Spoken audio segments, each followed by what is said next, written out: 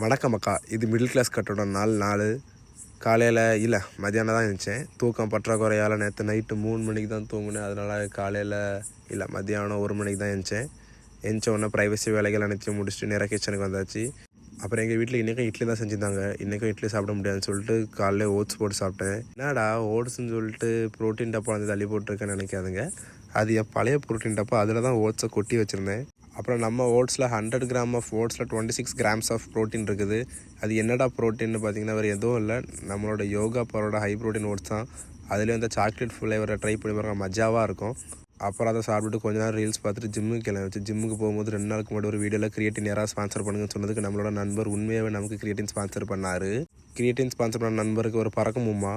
அப்புறம் நம்ம ஜிம்முக்கு வந்தாச்சு. இன்றைக்கி நமக்கு ஜிம்மில் back and leg work out தான். அப்புறம் மஜாவாக வெயிட்டட் புல்லப்லேருந்து ஒர்க் அவுட்டை ஸ்டார்ட் பண்ணியாச்சு.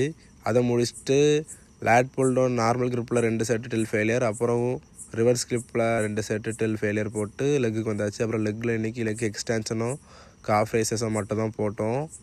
அப்புறம் அங்கேருந்து ஜிம் நண்பர்கள் டாட்டா பாய் பாய் போட்டு வீட்டுக்கு வந்தாச்சு. வீட்டுக்கு வந்தோடனே குளிச்சுட்டு இன்றைக்கான கடைசி மீலான பாலை நல்லா தரமாக குடிச்சிட்டு அங்கேருந்து ஆஃபீஸ் வந்தாச்சு.